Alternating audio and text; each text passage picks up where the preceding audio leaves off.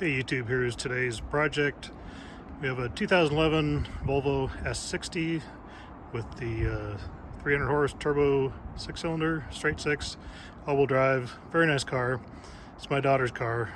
It's a nicer car than I have. But anyway, she was at the gas station the other day, went to put gas in it, went to start the car wouldn't start, no crank, no anything.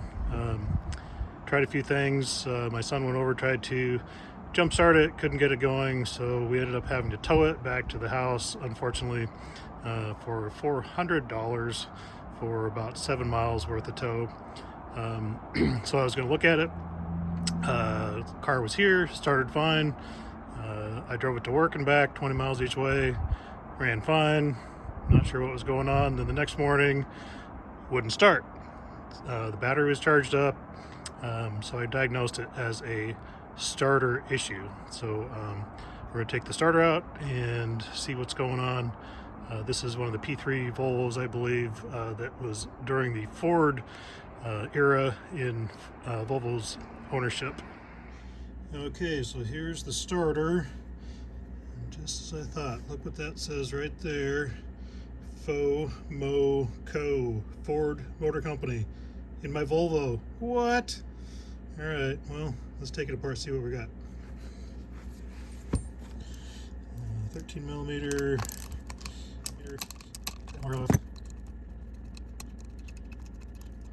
Slide out, and these are 7 millimeter. I don't like using impacts on stuff like this. Let's see the hand.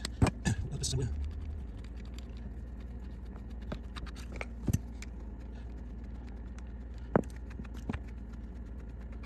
Nice, got that. That comes off. This whole thing should come apart. Just like that. And you can see it's used. And the gear reduction is in here. That, you can see those gears are a little bit sloppy. This thing was really noisy too. Just didn't sound like a good quality start when it was starting. Let's take a look at the armature.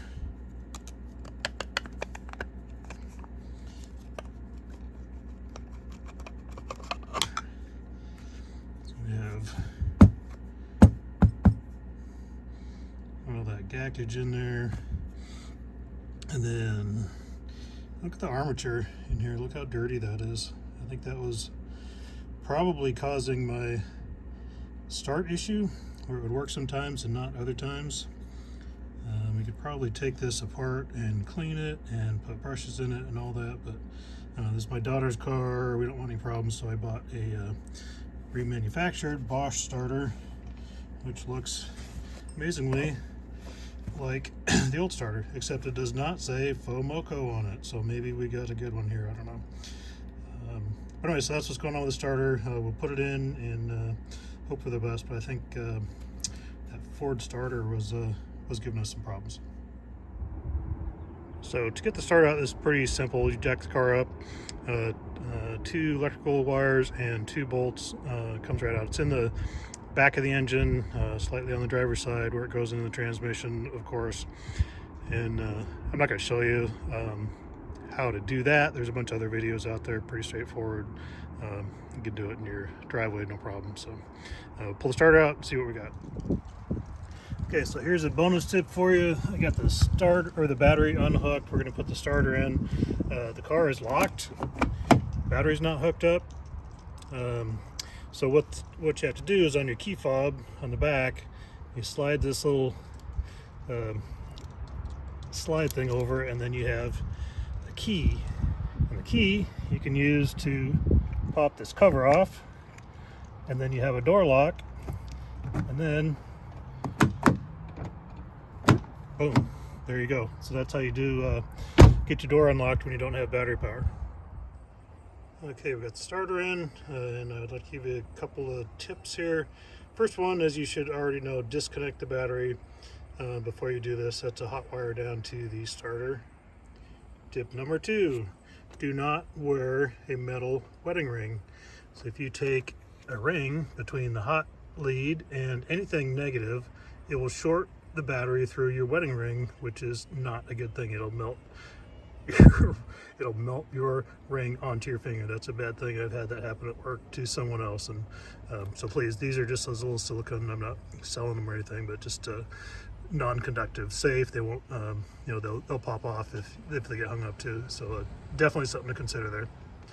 And tip number 3, when you're putting the starter in, this part of the starter is pretty much blocked. You can't even see this upper hole. So before you put the starter up, put the bolt in and put your socket on with your extension, and take that whole thing, the starter, the bolt, and the extension socket up when you put the starter up there, and it makes it a lot easier to get the socket on the head of the bolt.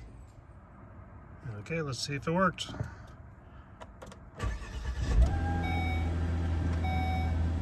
There we go.